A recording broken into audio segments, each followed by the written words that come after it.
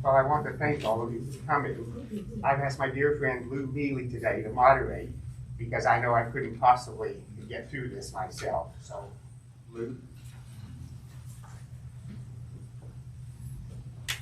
Good morning, everyone. I'd like to remind people just to silence cell phones. Thank you. Fred's asked me to moderate, and he's also asked me to read his eulogy for Jane, because he was confident that he couldn't possibly make it through without extensive pauses and tears. And so to begin, Jane sneaked into my life when I was 24 years old. It was early 1968, and I was a newly hired teacher at Hunter College in the Bronx. She was sent by the college placement office to interview for a research assistant job that I was trying to fill. It was the first person I interviewed. I hired her on the spot. In this case, first impressions turned out to be only half reliable. I had no idea then that a life with Jane would prove to be so large and engaging. The early story is familiar to many of you. Before she graduated the next year, she took a psychology course I taught. We had now worked together for several months, and she was generally an A student in most subjects. However, in my course, her test grades just didn't add up, and she received the B+, for which she never forgave me. Nevertheless, the day after she graduated, we went out on our first date, the beginning of a very long 5-year courtship, partly because she was in graduate school in Wisconsin for 2 of those years. In the late 60s and early 70s, marriage was not a very popular option for many in our demographic, too much commitment, but we had both attained stable jobs and careers, and so decided to make the leap. While we were beginning our family with a baby in the Bronx, Jane's corporate headquarters was transferred to New Jersey. In this transition, Jane had to learn to drive, and quickly. She was pregnant with Adam while taking driving lessons, and the day after she got her license, she became a commuter, driving round trip from the Bronx to Bedminster every day. After a few months, she drove at a carpool and later became an alternating van driver for a corporate van pool. The commute was a killer, but she and Adam survived. Soon after Adam was born, we moved to Montclair, and our lives took a distinctly suburban turn.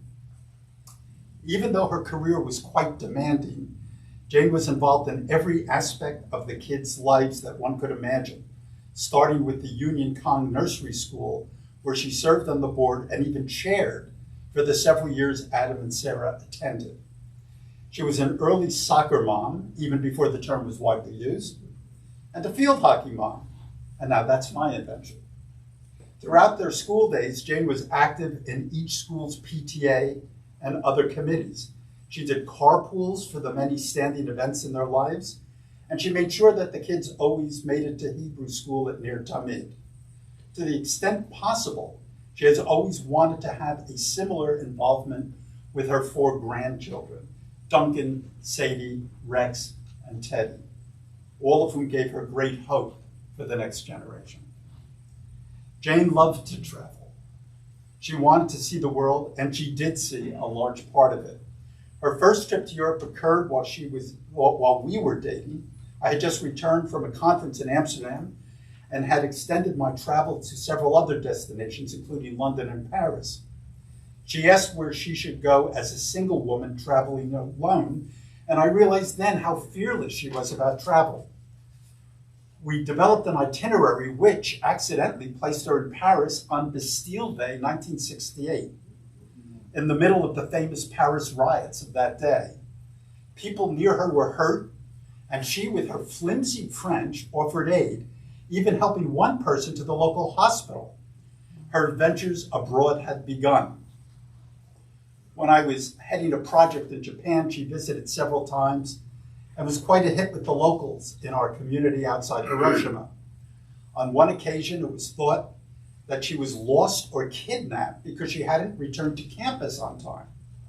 The project staff began a wide search for the missing Jane, only to discover that she had taken a bus trip on her own to Hiroshima to do, what else, some shopping. All signs and directions at the time were still in Japanese and were unreadable to a gaijin. How she managed to do what she did was not amazing to her. She never worried about getting lost. She and Sarah once did the 4-day hike along the Inca Trail in Peru from Cusco to Machu Picchu. The Quechua speaking guides that accompanied them could speak very little English. They were surprised to find 2 females alone on the hike and asked where Jane's husband was. I had broken my leg in a fall and couldn't go with them, so Jane used sign language, showing 2 fists breaking something and then pointing to a leg. The guide said in broken English, "Oh, you broke your husband's leg." Jane acquired new respect that day for the rest of the journey. I'm accustomed to being asked why I traveled to a particular unusual destination, like Albania or Bosnia or Mongolia. The best answer was Jane. As we planned travel over the years, I would plan our trips to Vienna and Berlin. She would plan a trip to Lhasa, Tibet, or to Montenegro. I would plan London and Paris. She would plan Romania and the Ukraine. I was comfortable for many trips to China and Japan and Hong Kong. She took us to Vietnam and Cambodia. I thought we would want to see Israel in the Middle East. Before I knew it, she had arranged additional trips to Jordan and Egypt. I was all in for Cape Town, South Africa. She took us to Bosnia, Zambia, Botswana, Zambia, and Zimbabwe. When she took us to Turkmenistan, Uzbekistan, and Kazakhstan, I was again outdone with my timid suggestion for us to go to St. Petersburg, Russia. Before the pandemic hit and canceled all plans, she had booked a trip to the North Pole, Svalbard, the northernmost inhabited settlement in the Arctic Circle, and Lapland. She intended to learn to drive a dog-team sled. For my part, I had booked a 2-week tour of English gardens in Scotland. There was never any rivalry about our destinations. We loved sharing each other's passions for what's in this big, wide world. Even after being diagnosed with incurable cancer, she continued our conversations about our next trips. Her travels are now concluded. She sneaked away just as she had sneaked into my life 53 years ago. It appears that I will be traveling alone for a while, taking Jane along only in my heart and my memory. We're going to have some speakers now, and the first one I'm inviting up here is Tim Terry, Jane and Fred's nephew.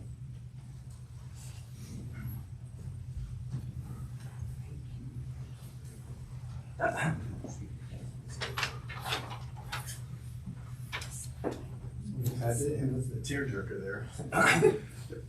You can hear it. Jane Michelle Phelps, my Auntie Jane. Wife, mother, grandmother, and sister. Marketing and communications executive and professor. Cancer beater, cancer victim.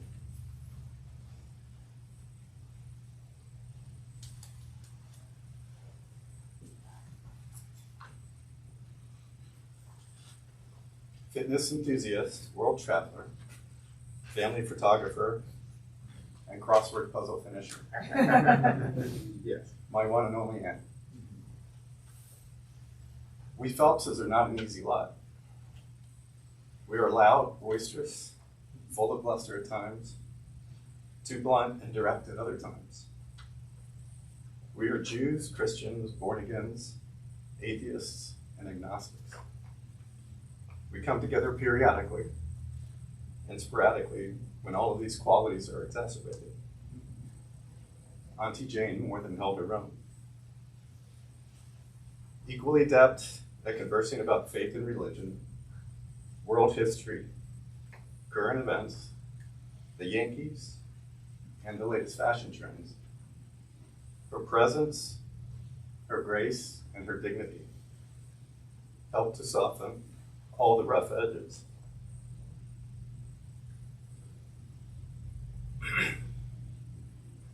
Auntie Jane didn't judge, she just loved. We were reminiscing and laughing just last week about the first time she met my side of the Phelps clan. She was in Ohio for a meeting. We lived in Dayton at the time.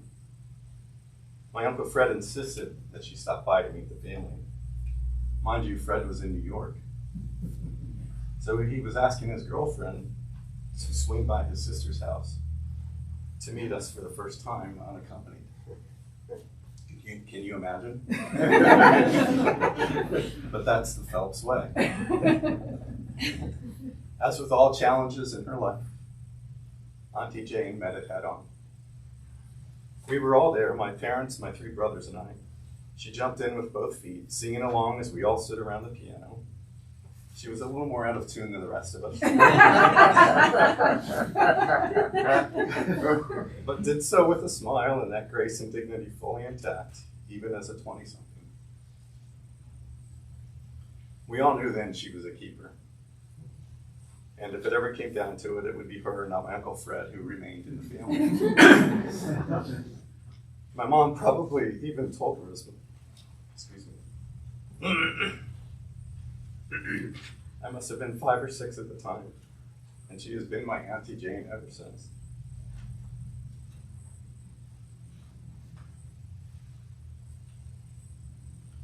A voracious consumer of the New York Times, she was the first person I ever met who read the newspaper from cover to cover. Something she did with joy and enthusiasm. At family gatherings, when we all fought over the crossword puzzle, Jean would be near, biding her time, knowing the rest of us would at some point be stumped and give up. She was always ready with the answer, the proper answer, or to finish the puzzle that we couldn't. There are too many moments and memories to recount here, but what I will most remember is her grace and dignity in all things.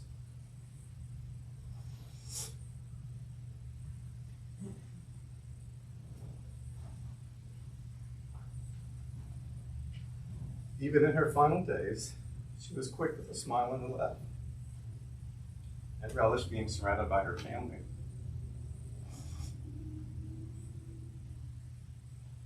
She was well loved, and she gave even more love in return.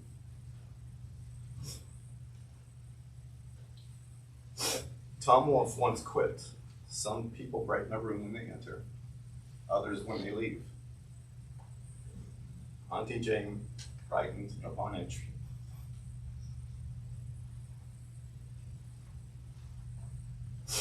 And I know that wherever she is today, that place is better and brighter for her presence in it. And so I say farewell and Godspeed to Jane Michelle Phelps. You are and always will be my one and only Auntie Jane. So much.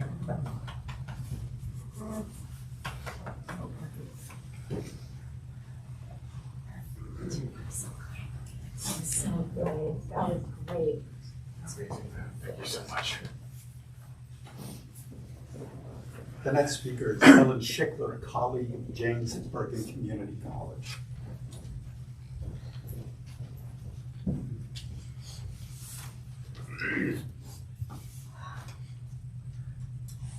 I probably made a mistake by not writing everything down because right now I'm forgetting everything I wanted to say.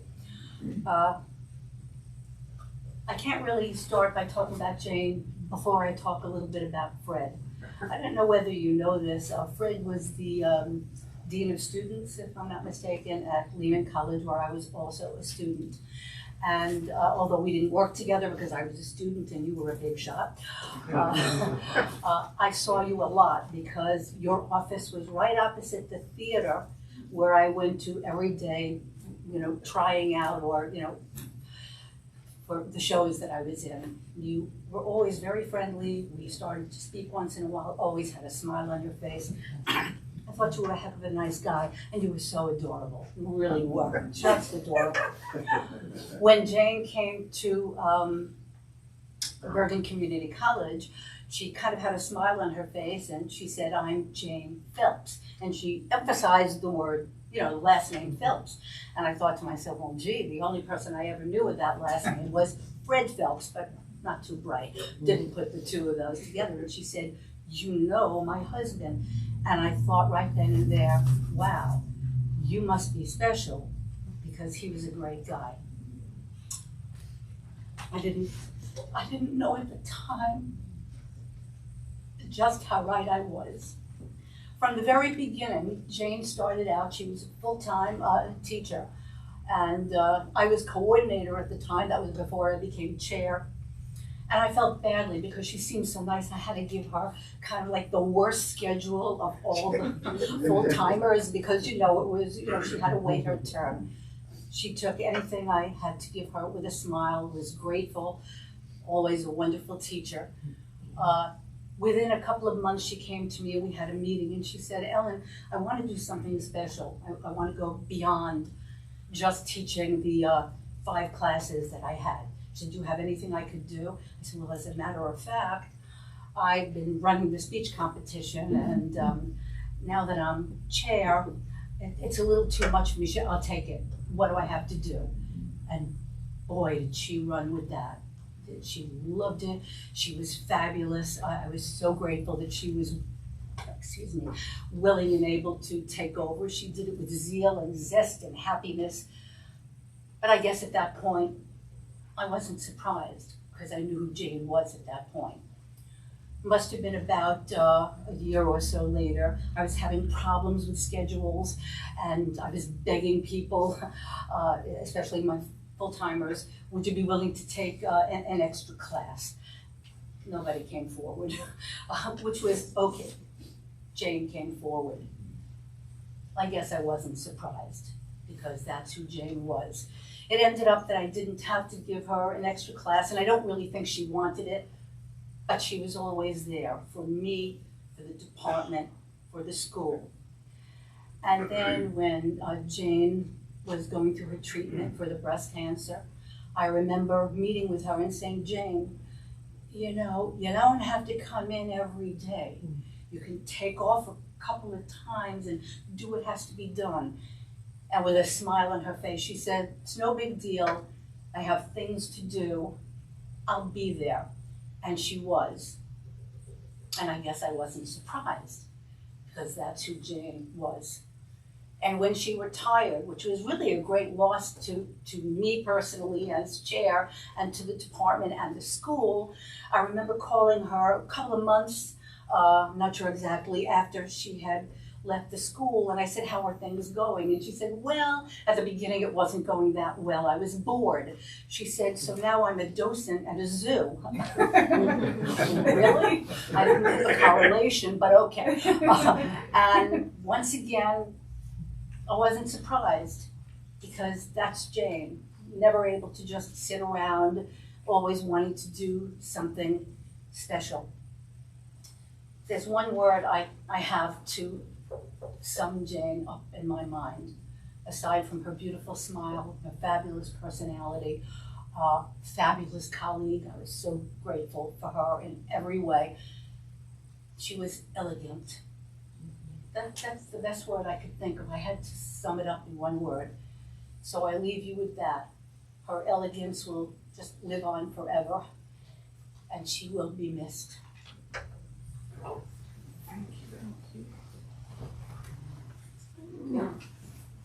Thank you, Phelps. That's a true speech. Thank you. Do I get an A? Yeah, you get an A. I need the grade. We can do A+. Our next speaker is a family friend, Carolyn Ward.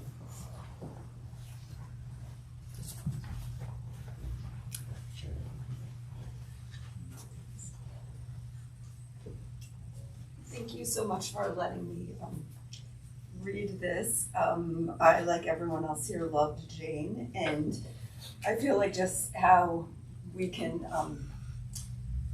undervalue other people. Sometimes maybe people don't appreciate themselves or see what they really are. So I wanted to write this to Jane before, so she could get it before she left us. So it's a little Sarah-centric because I'm a good friend of Sarah's for years, but anyway, dear Jane, what an amazing person you've always been. A paragon of intelligence, beauty, magnetism, openness, and good spirits. I'm so glad you trusted your good instincts and married Fred, in spite of that be outrageous. Your path to the good life was set early, starting your family, who are such tremendous assets to the world. Where would we all be without them? Having your success in business and working so hard, you have inspired so many people just by you being yourself. Sorry, I'm such a mess. Elegant, peppy, charming, master of reinvention. Who else could magically morph themselves into the sexy younger woman after 25 years of marriage? Who else could rival Sarah in the looks department, or the zest for life department, or the travel department? You are a true model for how to be gracious, how to learn and grow from experience, and how to appreciate others and make everyone feel interesting and special. You have no idea what an impact you have had on so many people. Your training clients, students, your lucky grandchildren who you have always made a priority. We are also blessed to have watched you be you, a true light that will never dim. I'm tremendously grateful for you. And also because I left out some people, I wanted to bring up like a little memory of Jane and Adam when years ago when they were taking a dance class together, and they were just dancing around the kitchen practicing their moves at one point, and I was remembering that and thinking, what family lives like that? No one behaves like this. It's wonderful. We need more of this in the world. So thank you so much for letting me be a part of it and to know Jane and all the Phelpses. So we appreciate you all so much. Caroline, thank you. That's so sweet. Amazing. Thank you so much. She's so happy. There'll be a short reading now by Margaret Mealy, my wife. You want to speak now? No, please. We're going to have somebody who wasn't originally in the program. Oh, I'm sorry.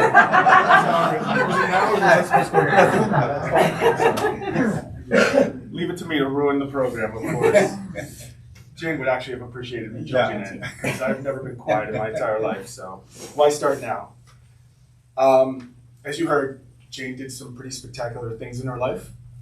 I'm not here to talk about any of those. I'm here to talk about two things: dictionary and cameras. I was a sickly boy who struggled with asthma for much of my childhood and who was allergic to pretty much everything. During that time, she was my biggest protector, my fiercest advocate. She basically kept me breathing for my first 11 years of life. She was my own personal superhero. She didn't have superhuman strength, though if anyone saw videos of her doing push-ups last year, that push-up challenge, she did appear to be freakishly strong. Her main superpower was her fierce tenacity, competitiveness, and determination. She hid it well, but it occasionally surfaced, especially when we played games with her. One game in particular, dictionary. For those who don't know, everybody who's a Phelps here knows, but for those who don't know, dictionary is a Phelps family game where everyone gathers around the table and you take turns thumbing through the dictionary, finding an obscure word that nobody knows the definition to, and writing down that definition. Then everybody else has to write down their own definitions of the chosen word. The goal is to guess the correct definition while getting other people to guess your terrible definition, and points are awarded. really the goal is creativity and fun and to pass the time drinking while you gather at large family gatherings over Thanksgiving. I mean, we could play this for hours on end.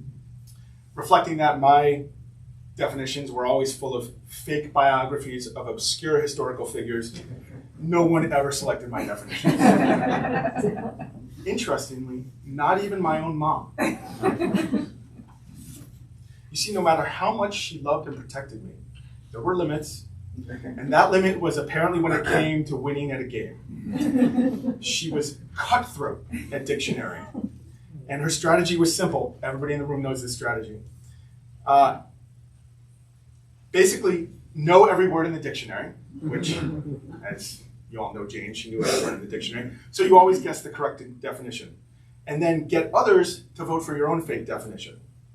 Failing that, if she didn't know the definition, she would vote for her own definition. In effect, she won every game by voting for herself every time. We eventually became wise to her strategy and began to gently mock her. There's a lot of mockery in the Phelps family, including today. And her response was to enlist Fred as an accomplice, often convincing him to vote for her definition against her own kids. Great job, Dad. Over the years, the grandkids began playing as well. And guess what? She didn't even vote for their definitions. Not even Rex's. She would do anything for Rex. After one hilarious dictionary game while on a family vacation in Santa Fe a few years back, and of course Jane had won, Sarah and I chatted about it. I told Sarah I was amazed that Jane didn't ever select any of the grandkids' definitions.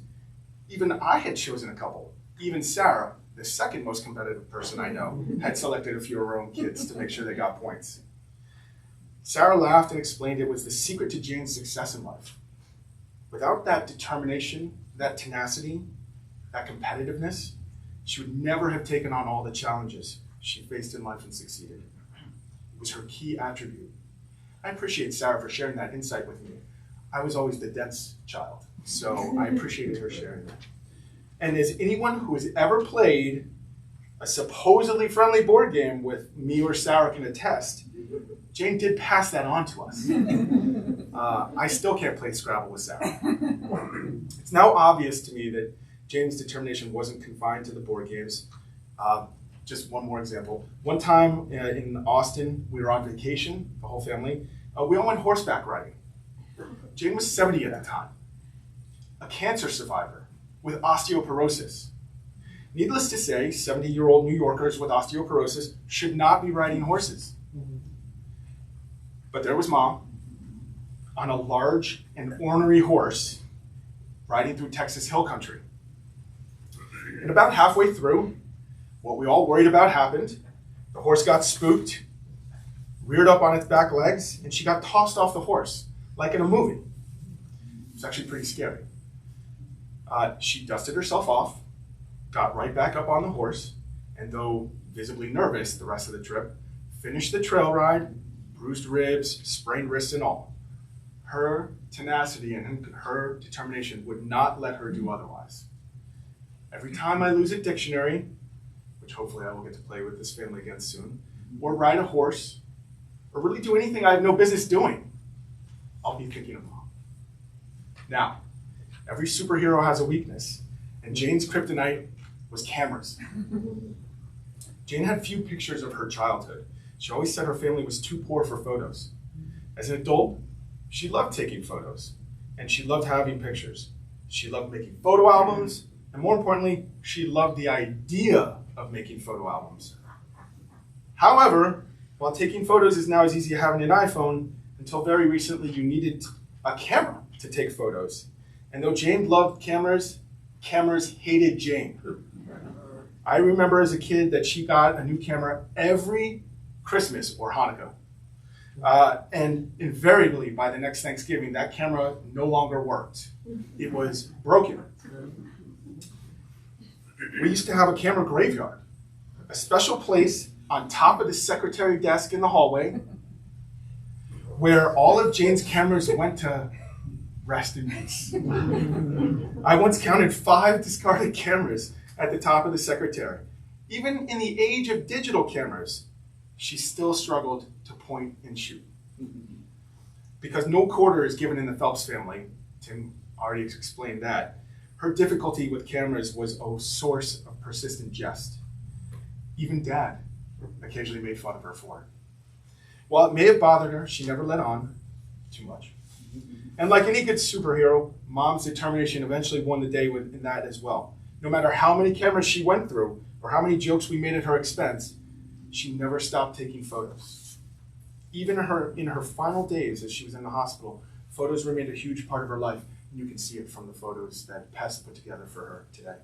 She was surrounded by photo albums and by pictures of her loved ones. She still insisted to Sarah and me that we should finish her lifelong photo project just as soon as she could. One of the small joys of this otherwise difficult time has been going through her office and finding box upon box of old photos, along with numerous albums still in development.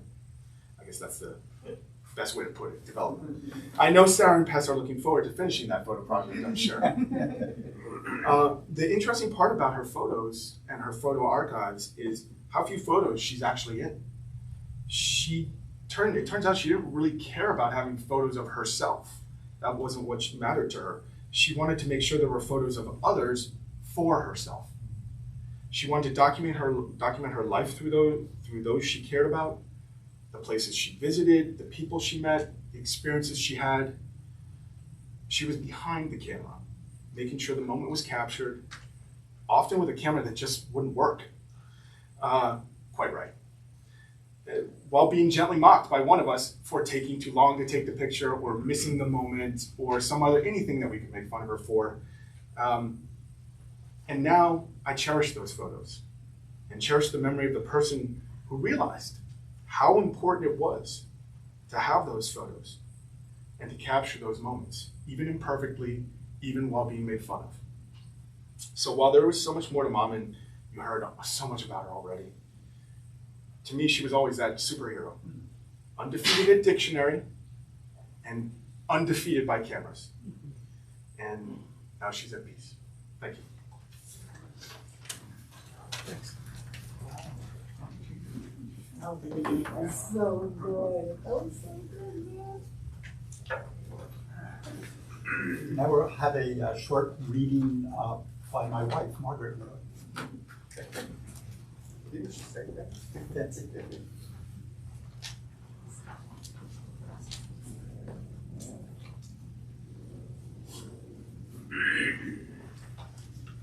Well, we moved to Montclair in 1984. And soon after, our 7-year-old son got off the school bus and told me he had made a new friend, Adam. And he said, it's amazing. His family's just like my family. His mother's Jewish, his father's not. His mother works full-time just like you. And before we knew it, we were all friends. And we've been friends all those years. But I'd say that in the last year, since both Jane and I fully retired, we became closer and closer, and most so in this last difficult year. And one of the things we talked about a lot was our efforts of trying to be in the moment, the value of that, to appreciate our life right now, not look back, not race forward, to be right here. And because of that, I think we both like this poem by Mary Oliver a great deal. The poem is called Mindful.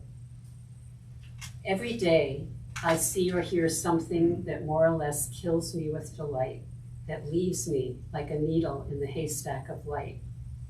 It was what I was born for, to look, to listen, to lose myself in this soft world, to instruct myself over and over in joy and acclamation. Nor am I talking about the exceptional, the fearful, the dreadful, the very extravagant, but of the ordinary, the common, the very drab, the daily presentations. Oh, good scholar, I say to myself, how can you help but grow wise with such teachings as these? The untrimmable light of the world, the ocean shine, the prayers that are made out of grass. Thank you so much.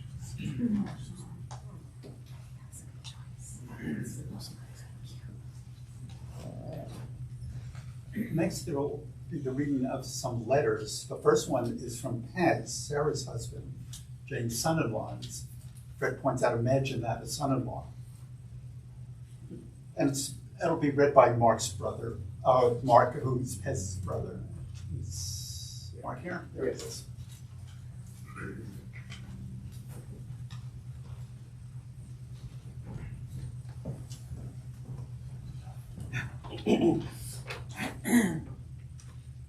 Hi, everybody. Thank you. I just want to say I'm honored and blessed to read my brother's words here today to Jane. Really means a lot for you to ask me to do this and be here. Just a quick tidbit of my own interaction with Jane, having known Sarah and my brother Pez forever. It feels like over 20 years. I always was welcomed by Fred and Jane whenever we got together. One funny story, we had a Christmas Eve at our house, my parents' house, and I had recently got a new job at Yahoo. And I thought one of the best things about Jane was that she was always more interested in what was going on with me than ever letting me ask a question. She got in there and she always asked the why, the how, and what it means for my life. So I always thought that she took the extra time and effort to really understand what was going on with me, with my family, with anything. And to me, that was always the special thing where she put herself asking a question about what was going on with me first above all. And I truly believe that she's in a special place and she holds a special part of all of us.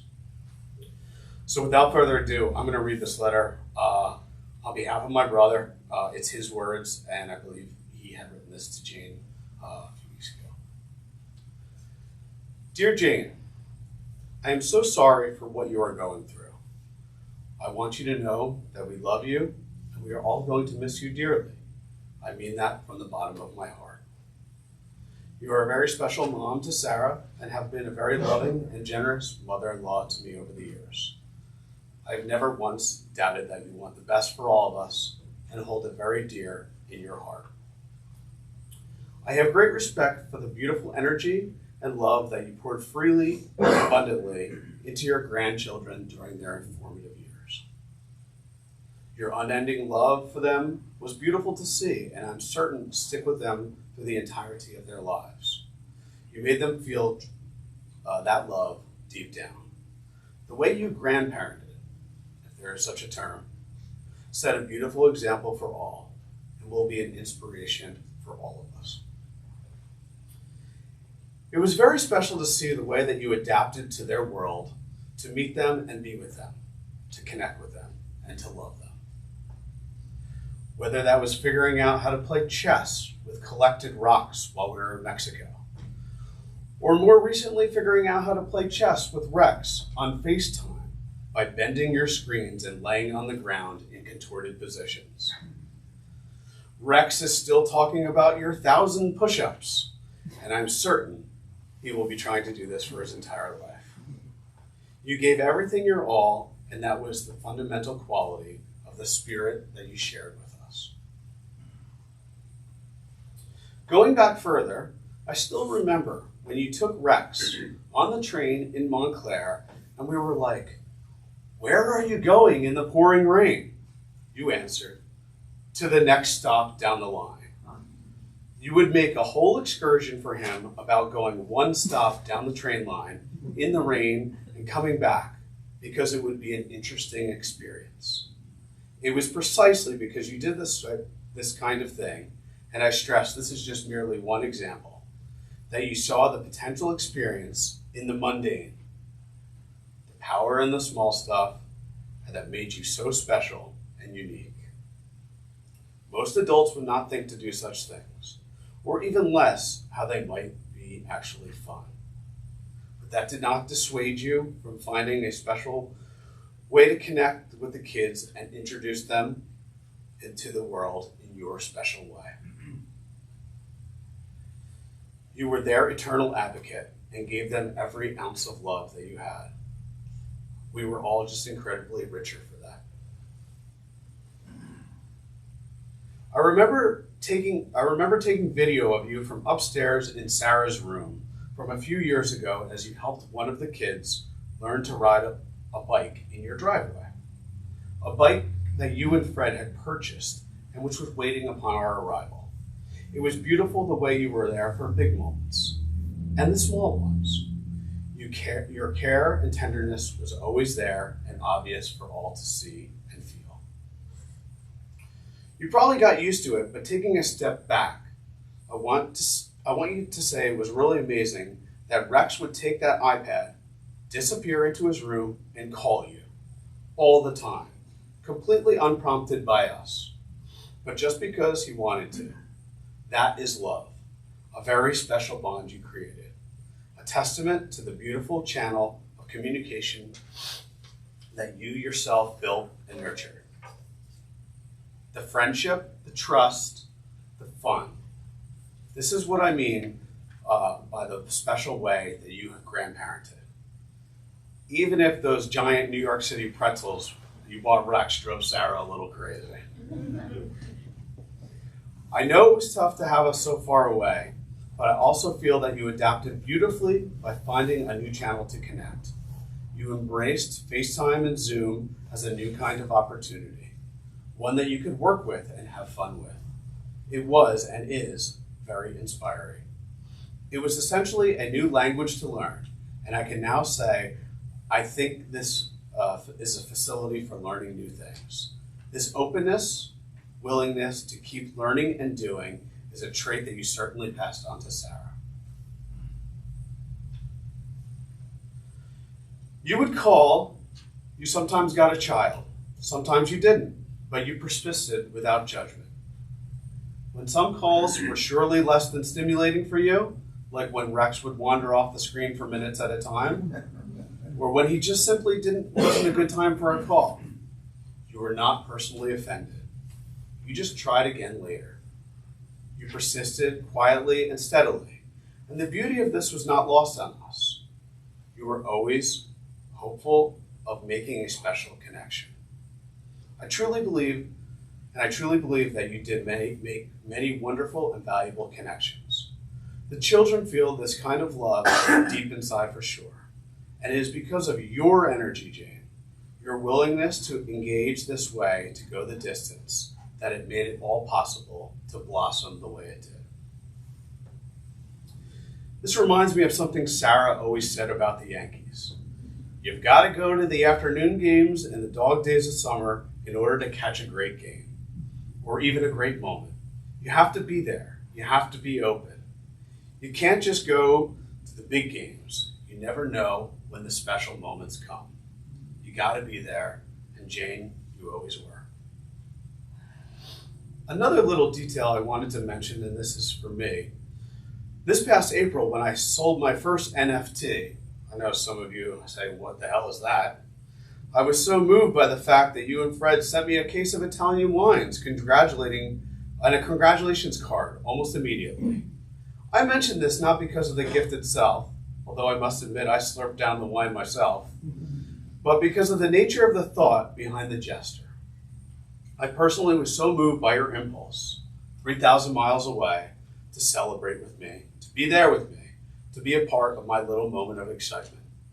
You cared about me too, even if it entailed some weird technology that few people over the age of 40 could even wrap their head around.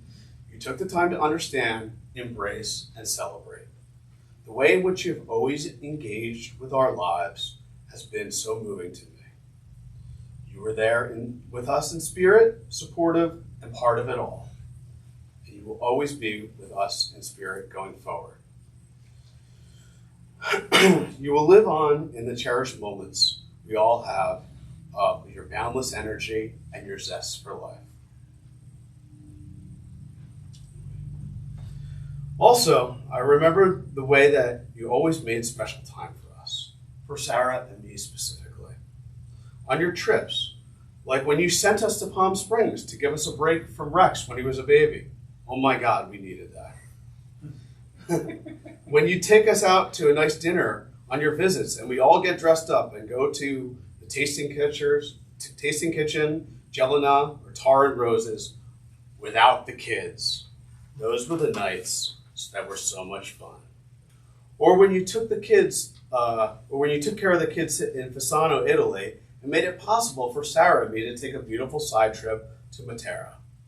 And when we returned from Matera, you revealed to us that you had entertained the kids by taking them to a zoo safari to see 1,000 wild and screaming baboons, and rode the train straight through their territory with 100 baboons clamoring on the outside of the train car cage, waiting for Rex to share his peanuts. You really knew how to make the memories. I was remembering with a smile one morning in California when you called out from Rex's bottom bunk, "Rex, is that you shaking the bed?" To which he responded, "No, Grandma, is that you?" Only to realize you were both experiencing a shake and wake morning earthquake. You were there. In Sicily, Italy, the musical performance that you worked on the whole week with the kids, even made a program for, you guided them through that sweet, sweet evening performance in the salon. These were the special products of your imagination, your love for the children, and a way of being that we will forever miss. And of course, last but not least, the Phelps family vacation trips, which we all look forward to every year. San Diego, New Orleans, Anaheim, Atlanta, Austin, Orlando, Santa Fe. Man, we got around. The amount of memories packed into those trips alone can feed us for our entire lives. I still smile thinking about you buying Rex his miniature drone for the house in Austin, whizzing by our heads all week. But you saw the opportunity, the height in the ceilings, and the size of the living room. You delivered the fun, Jane. It was just beautiful how you made the extreme effort and investment to bring your entire family together for those weeks every year, even when it wasn't so easy to corral everybody. I know, of course, it was a team effort, but behind it, we all knew it mattered so much to you and Fred to bring us all together. And you were the only ones who lit the spark, and you were the ones that lit the spark from the start.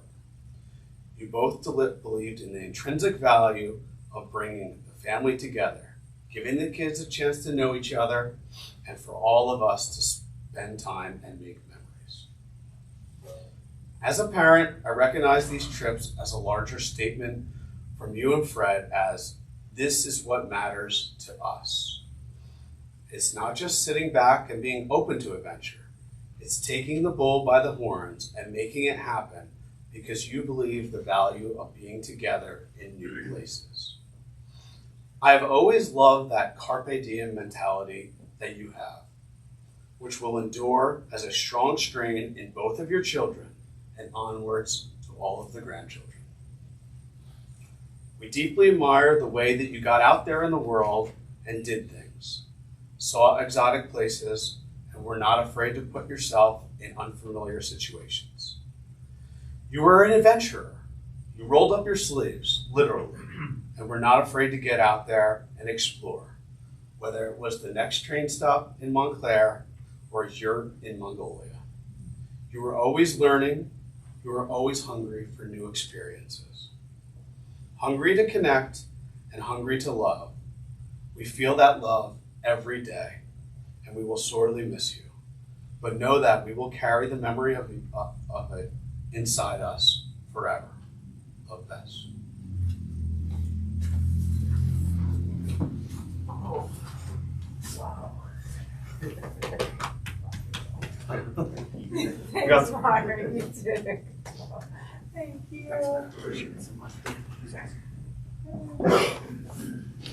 There are additional letters to Jane that are going to be read by Mike Terry, who this morning strenuously reminded me that He was Jane's favorite nephew.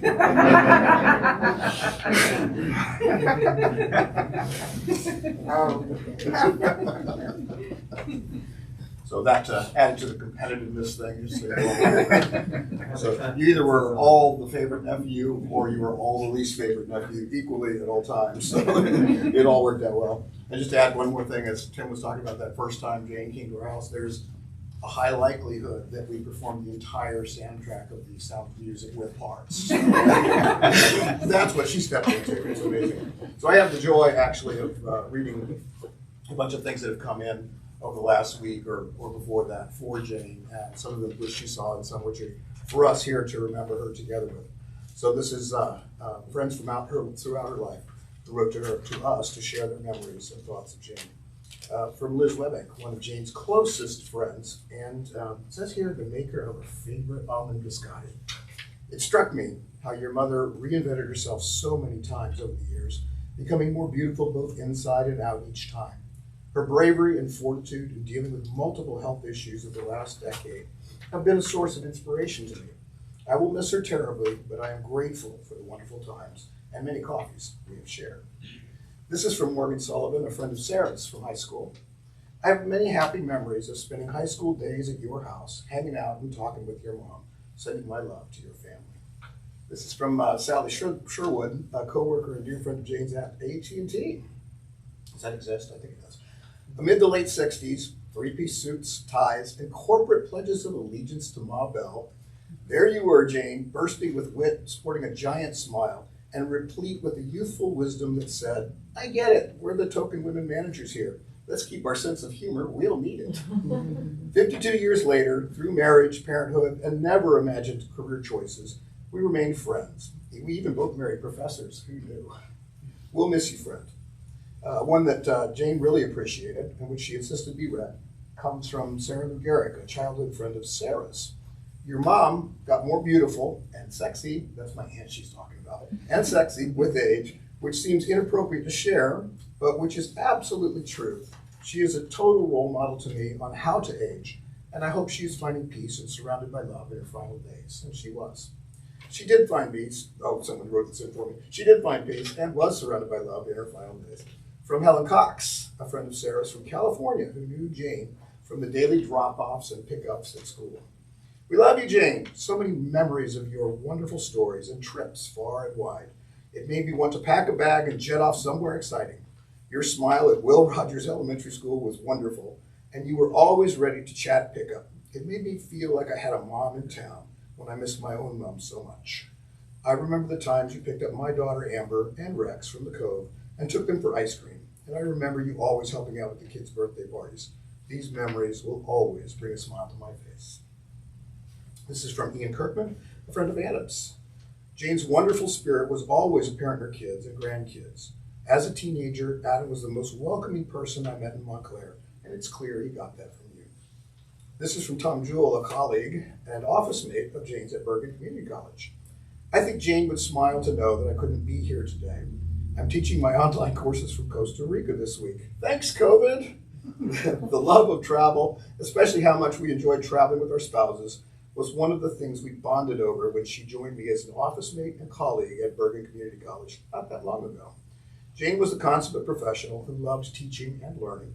We constantly shared new ideas about how to teach a particular topic and even had a few spirited debates about communication practices and theories. You see, debate was something else we had in common. We both debated in college. Make sure I got it right here. Okay. We both debated. I found it. Sorry, guys. We both debated in college and loved nothing more than a good argument, always acknowledging that there were always at least two sides to every argument, and that the word argument is both a verb and a noun. We couldn't have arguments without arguing. A month or so ago, I had an urge to give Jane a call and ask to meet her for coffee, which we did at a French bakery, she insisted, in Montclair. I don't know why I had that feeling. We were good friends and mentioned over messages that we should get together at some point, but for one reason or another, we hadn't met in person since her retirement. There I learned about her illness, that it was bad. She was hopeful and realistic at the same time. She seemed to be at peace. Well, she is at peace now, but I miss her. This is from Cindy Schick, a dear friend of Sarah and of the entire Phelps family. Let me make sure the pager's in order again. Because boy, what I was about to jump to just didn't fit at all. This is Cindy Schick again. I'd like to start with a quote from Robert Brault. Quote, enjoy the little things, for one day you may look back and realize they were the big things, unquote. I met Jane in 1989. Most of my 32-year relationship with Jane took place sitting around the table in her kitchen talking. She was always welcoming and kind. I really appreciated Jane being an easy adult for a teenager to chat with. Jane traveled the world and had a big career, but her love of Fred, Sarah, Adam, and family has always been her priority. Their kitchen was full of love, and the years were filled with happy chaos. Fred making snacks of pre-cut carrots that he soaked and kept cool in the fridge. Baby photos of Adam with bright orange supermarket paid sticker stuck smack on his lips. Sarah. Sarah and I squealing like high school teens about the town. All happy little things. I have way too many mini stories to share in this short page, but 32 years of the little things really add up big. Being a caring mother to Sarah and Adam, the 32 years of love and friendship that I witnessed and she shared with Fred. The little things of sharing her love for learning with her grandchildren. Jane had a whole life of love, and her big things in life were the little things. Her life was an inspiration. I'm truly grateful to have had Jane in my life for 32 years. She will be remembered and cherished. This is from Fran Gale, a friend from Australia that Jane and Fred met on their world travels. Beautiful, radiant Jane, this is just who you are in any space you are in. How attuned you are to your gorgeous grandson Rex and your other grandkids. Deeply connected and so loving in your relationship with them over the years, as so many of your Facebook photos attest. And not just supporting them with words, but literally joining them and taking on their challenges alongside them. Karate, 1,000 push-ups a month, wow, and doing the ropes adventure challenge with all the grandkids. In Istanbul, in the last days of our Turkey trip, who else do you get to say that with? I have a clear memory of shopping for presents with your grandchildren and you and Fred, Louise too. We ran into you and Fred and asked your thoughts about what you might give your grandchildren. We then joined in your gifts or grandchildren shopping expedition. It was a wonderful moment that captured your love of your grandkids. Your grandkids will be able to draw on what they have learned from you about turning challenges into growth. You have given them the foundation to do that. Your strength will be inside them, and they can call on it for any of the challenges they meet throughout their life. Hoping you are in special and serene space. And this is from Jane's cousin, Nancy Werdelise. I have never been able to call my cousin Jane anything but Janie. Maybe it's because in my superior older cousin way, I viewed her as a baby. My first memory of her is of a teeny girl standing in her living room in a white dress with smocking. I was completely enchanted. I always loved her, but I'm trying to remember when we became really close. It took us a while. I think it was about 20 years ago. We started meeting for lunch halfway between her home in New Jersey and my home in Connecticut. It was usually at Nordstrom's in Westchester County.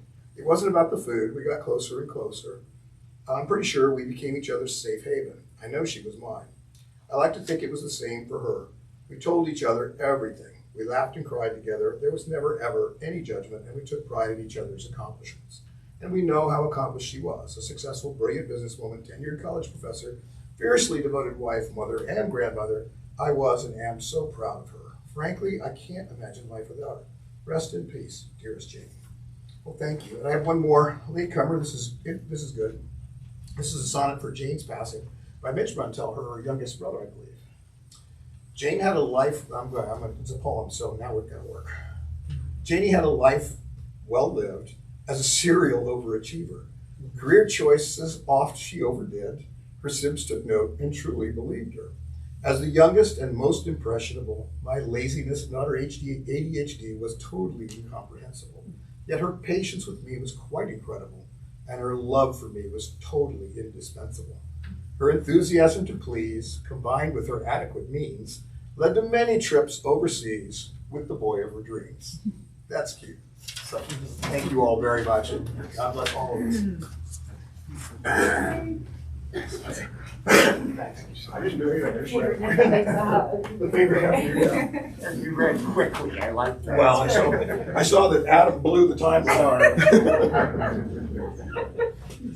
If anyone who hasn't had the opportunity would like to say a few words, here's a chance. So I'm sure the family knows that Jane is deeply in everyone's hearts here. Our next reading, the final reading, is going to be from Jane's grandson, Duncan. All right.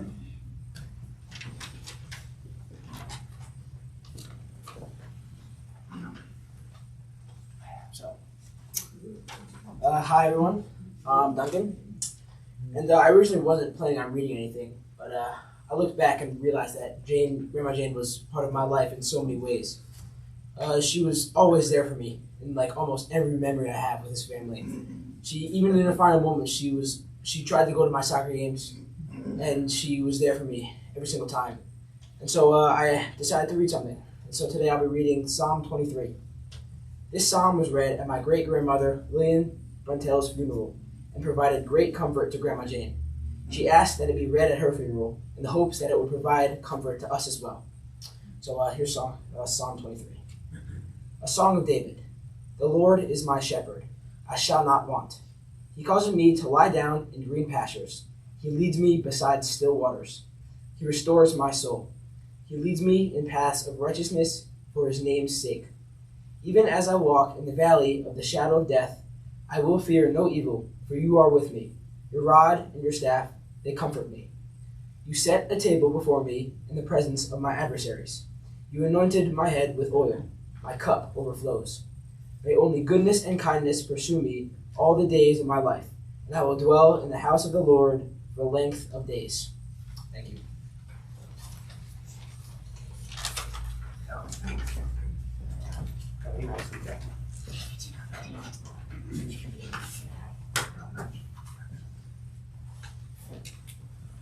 We're going to end with the recitation of the Kaddish, the traditional mourner's prayer, and we'll be led in that by Jane's granddaughter, Sadie. And so would everyone please stand, and Sadie, want to come up now? It's printed in the program.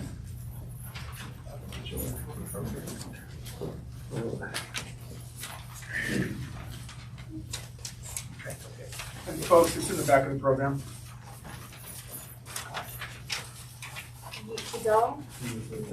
Shemay Rabah, Sa'alaman, Yivra, Meshete, Yamli, Malute, Bechayimon, Udemechon, Udechayeh, Bechol Israel, Ba'agavah, Ubizman, Karif, Vinu, Amen. Yehi, Shemay Rabah, Nevarach, Le'olam, Ule'omei, Al-Ma'ar. Yitbarach, Yishtabach, Yitkar, Yitlamah, Yitnaseh, Yithadar, Yithalel, Yithalal, Shemay Kudusha, Gerhu, Le'alim, Minkol, Bechirata, Beshirata, Tushbachata, Banedamata, Daviran, Le'almayim, Yimru, Amen.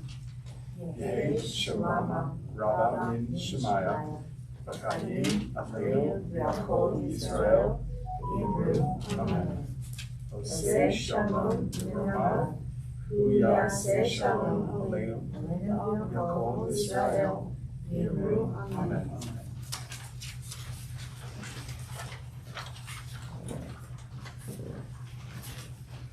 Thank you all for coming.